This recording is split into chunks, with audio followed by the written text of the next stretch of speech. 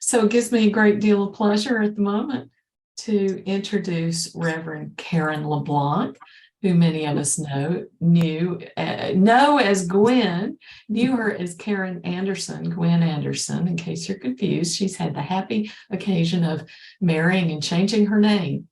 And whoops, got the wrong intro up. I'll be right up with it. Here we go. So Karen brings a lifetime of experience, and I did just pull up the wrong one, so I may not say everything wonderful about you, my friend, but those of us who spent years in class with Karen love her dearly. She has a lifetime of group practice, dedicated pagan, a treasure trove of resources. She's an artist, and best of all, she's one of our graduates as well, and has been the pastor of New Bedford Unitarian Church in Massachusetts now for several years, and was formally ordained by the Unitarian Universalist Association of America just months ago, right? Yes. So we're really proud and pleased to bring back Karen LeBlanc to talk to Votaries. Take it away, Karen. Well, hi, good afternoon, everybody. Yes, I am now Reverend Karen LeBlanc. I can say that with some confidence, but better known to a lot of you as Gwen. And it is a real pleasure for me to be here today to celebrate all the deserving award recipients, always to remember Wendy. But my friend Wes, the coordinator of this event today, thank you.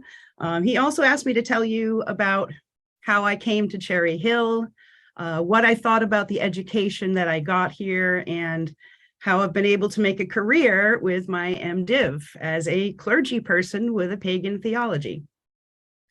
So here's my story, the short version anyhow, of how I got here. So I was initiated into the Tuatha De Danann tradition, part of the New England Covens of Traditionalist Witches back in 1995.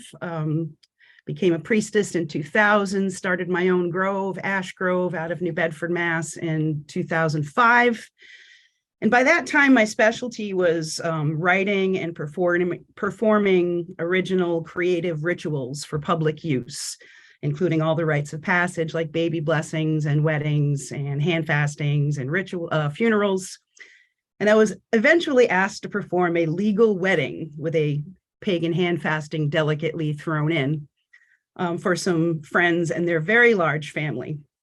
So I wrote to the Secretary of State, filled out the application. Massachusetts gladly accepted my ordination from the New England Covens of Traditionalist Witches. Go Massachusetts. I got a few letters of recommendation, and that was it. I was a legal officiant in the Commonwealth. So I have, at this point, performed well over 100 weddings. I stopped counting at that point. So while that was all going on, I found this Unitarian church, First Unitarian Church in New Bedford. My sister and I actually got a job here on Sunday mornings preparing coffee and sandwiches for what we call communion in our church, which is fellowship after church.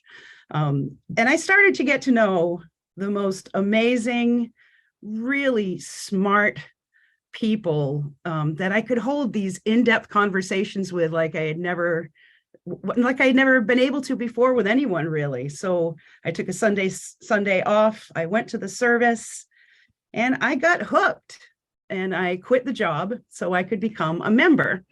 And I loved being a priestess and being in circle. That was certainly foundational for me, but I also found that I really missed being in church and sitting with lots of people singing, especially, as well as being able to engage with some real free thinkers and community activists. I grew up Irish Catholic, and I went to Catholic school. My father was a Catholic priest for 16 years. That's a whole different story. But needless to say, I spent a lot of time in churches, and I always found some comfort there, especially when it was filled with music. So, story goes, at some point, my husband's grandfather died, Pop-Up, and he had been shipped up here from Florida to be buried with his wife. Now, he was not religious, though being Norwegian, some of the family were very loosely Lutheran. But one family member, one who planned the service, was Catholic, and she brought a priest to speak at his little service. And he was absolutely terrible. He had never met Pup-Up. He did not take the time to ask the family about him, so it was very impersonal. He droned on endlessly and almost randomly, repeating that dreaded phrase, in other words, like 50 times. And my former husband leaned into me and said, "Babe, Pup-Up would hate this. You should be doing this because you're wicked good at it." And at that very moment, in that funeral setting, it totally clicked for me that I definitely wanted to be more than a priestess. I wanted to serve my community and be able to give good ritual to people, even if they were strangers, and even if they didn't have a religion. I think that everybody deserved that. So I wanted to be a public minister and create some spiritually satisfying rituals and rites of passage for people who need them. There aren't a lot of moments of true clarity that we get to experience, but that was certainly one for me. And I knew that my priestess training, long as it was and tough as it was not going to be up to the task of really being a minister in the community. So I immediately started looking at seminaries and divinity schools. And of course, I first set my heart on Harvard Divinity School because it's only about an hour and a half from where I live. But I soon realized that if I got in, I would be faced with way too many obstacles, not the least of which are a crazy tuition and really long travel. But one day, my friend Nico, who is also a member of my church and a pagan, handed me a brochure for Cherry Hill Seminary. And it said a pagan seminary on the front. And I was just beside myself with glee when I went to the website and checked out all the classes that Cherry Hill was offering. And I realized I could actually afford it and that I could keep my job while I went to school. So I signed up, and that first class, I think it was called Raising Pagan Children, and Holly and I were in that class together, I believe, and it was in like 2006. So I took as many classes as I could afford, pretty much, and that I thought would be of benefit to me. And until Cherry Hill finally was able to give out real master's degrees, and then I matriculated into the public ministry MDiv program. I think that was 2009, yes.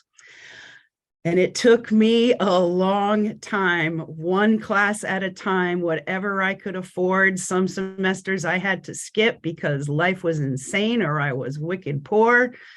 But I finally graduated after 10 years.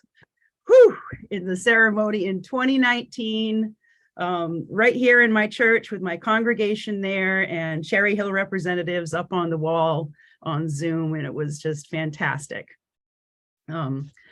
I really can't say enough about how the education that I got from Cherry Hill shaped the minister that I am now.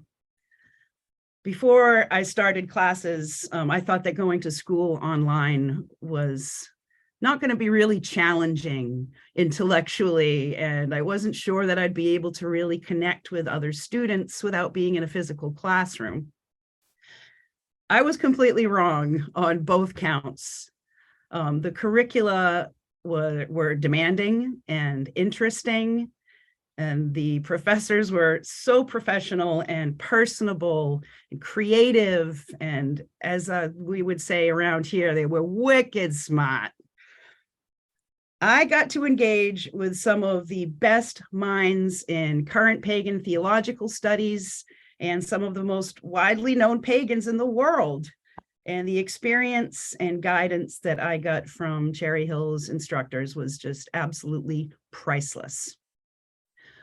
But let me tell you about my fellow students, because indeed we were able to create real bonds of caring and support in those classes online, and friendships were really made.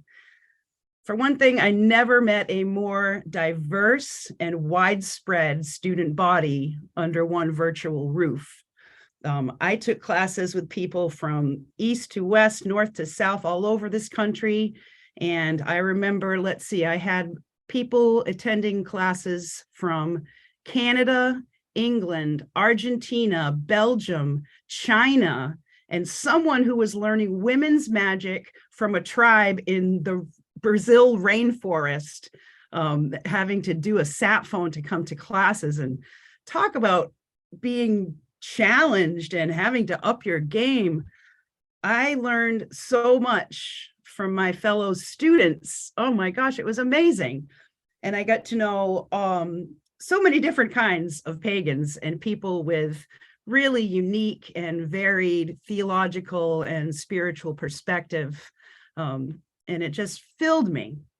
And I discovered that there is a whole trove of hyphenated people out there who identify religiously as pagan Buddhists and pagan Christians and pagan Quakers and pagan Jews, and a ton of pagan UUs, of course. And I didn't even know you could do that before I went to Cherry Hill, like just be like, yeah, I'm both.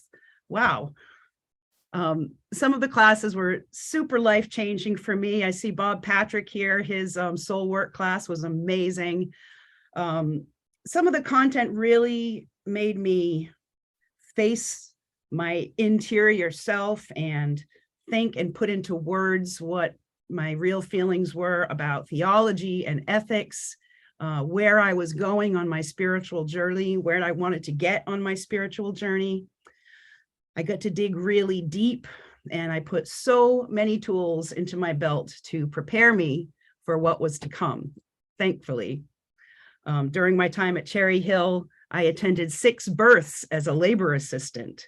I was a hospice volunteer for 2 years and developed a real knack for thanatological stuff because of a great class I took with Jen Bennett at Cherry Hill many years ago.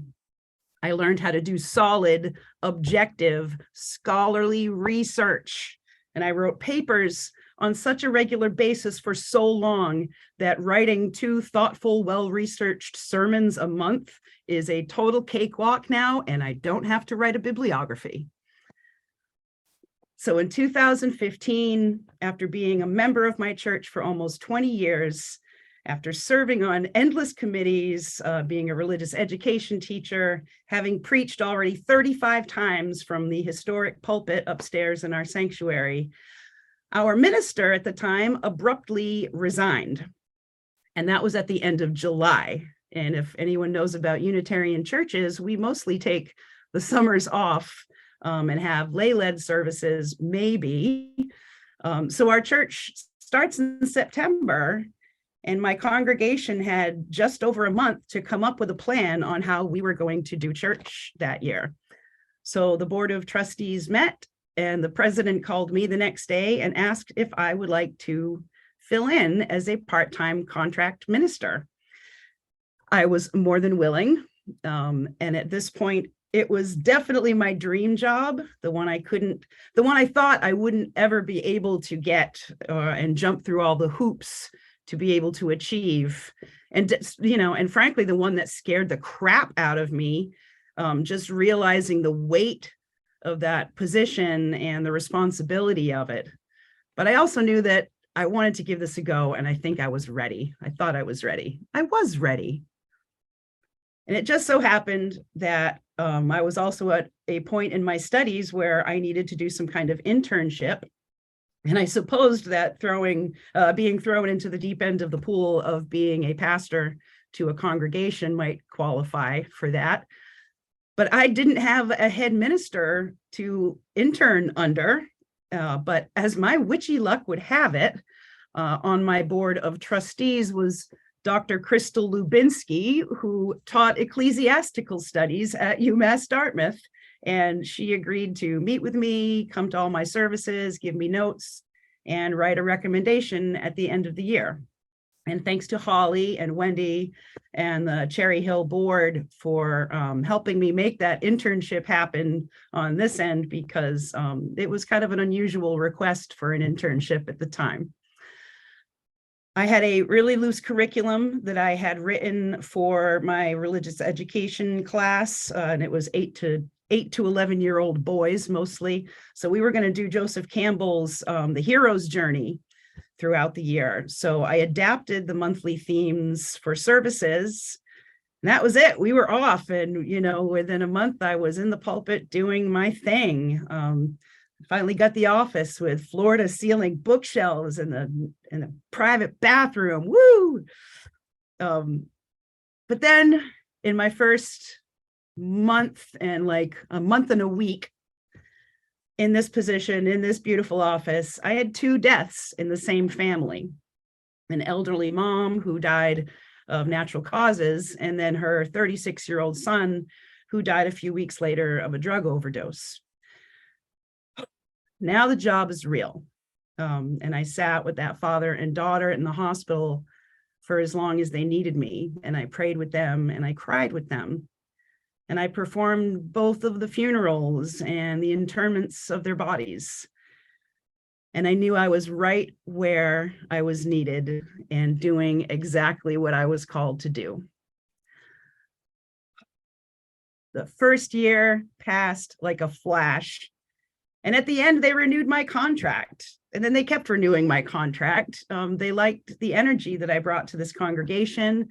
They really liked my sermons. And let me tell you, after a succession of ministers who are all had the best qualifications and went to the best schools, they didn't work out or they didn't stay for long. And my board came to the conclusion that what our congregation might need most, for a little while at least, was someone who really and truly loved them and who they knew and could trust.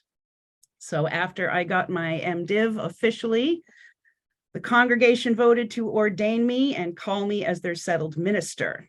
Now, let me make it clear, the administrative body of the UUA does not ordain ministers. They basically ensure that the ministers that they offer on their roster go through the fellowship process and are well-trained. Only congregations can ordain ministers in the UU tradition because we are a congregationalist tradition. I am not in fellowship with the UUA right now, and I'd be glad to speak to students about why I made that choice, but I am applying to be an affiliate in the UU Ministers Association. And I've had some great UU minister mentors and friends. Our regional office has been very supportive. And most people didn't care where I got my degree from or whether or not I was in fellowship, and just saw me for who I am and what I'm doing on this journey that I've been blessed to be on. So anyhow, COVID came as it did for us all. So the plans that we had made for the ordination were postponed like everything else. But it did happen finally and beautifully in October 2022. You can watch it on our YouTube channel. And we had a procession that included, I think, 5, maybe 6 UU ministers, 2 UCC, United Church of Christ ministers, the new local reverend from the Bethel AME Church, a Catholic priest, and 5 pagan clergy from my tradition, 2 of whom called the elements at the beginning of the ceremony.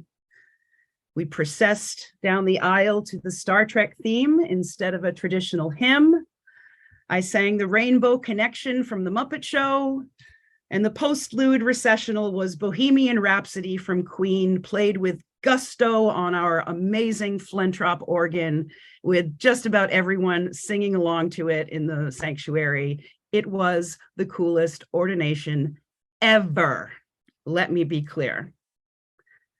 So over the years, I've been able to work with my community by serving on community action for better housing here in New Bedford, helping to house Afghan immigrants and other immigrants, and engaging really deeply in my interfaith community on all the mutual issues that we face. We host our city's Frederick Douglass Readathon every year and our domestic violence vigil. Last week, we had a concert to support Bethel AME Church's 200th anniversary, and we had a world-class performance by amazing nationally known jazz musicians and vocalists from Tanglewood and Berklee School of Music. I've gotten to meet people who have come to speak at our church, like Elizabeth Warren and even Alexander. I get to go to dinner with Temple Grandin. Our church works tirelessly for social justice. We are devoted to protecting LGBTQIA neighbors. We have a new LGBTQ center going right across the street from us. We are super supporting anti-racism this year and spreading love and light. And wow, this really is a dream come true. And I am so blessed and grateful to have found my way here with your help. So as I come to the end of my 7th year now in this position, believe it or not, with profound thanks to Cherry Hill Seminary, I have piled up lots and lots of lessons. Persistence is one. Do it until it gets done. Patience, lots of it, is another. Learning to hold your tongue when you would like to scream is a real skill that needs to be developed. I'm still working on it, but I'm getting there. Humility is important in the sense that we are, all of us, always beginning students, right? We are constantly having to strive to understand more, to think and feel deeper, to listen to each other and learn from each other with open hearts and open minds. In this position, I have been blessed to find myself in. There are times when it's really, really stressful and I get exhausted and drained.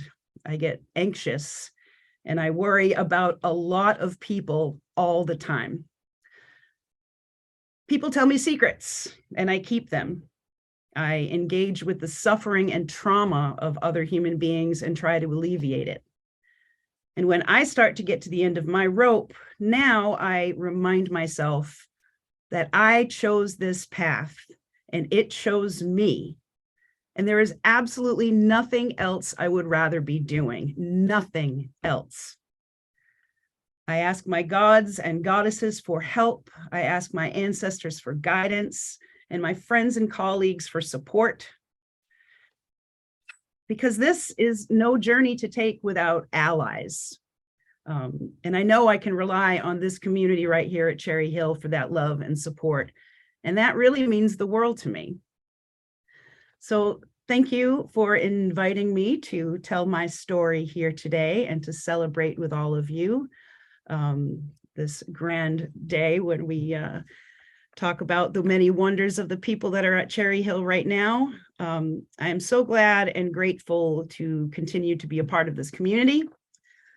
And I wouldn't be a really good alumna if I didn't put in another plug for the Summers Intensive in Atlanta. Magical music, sacred songs and chants across traditions, hosted by yours truly. And I think it's going to be wicked fun. And the more people that come, the better it will be. So please sign up, come on down to Mystic South in July. It is always an awesome and fun and interesting time with people from all over. So thanks again for letting me speak today, and I will close up like I do my church services every week. Hold fast, my friends. Stay strong. We love you. Live long and prosper. Go in peace. Reverend Gwen out.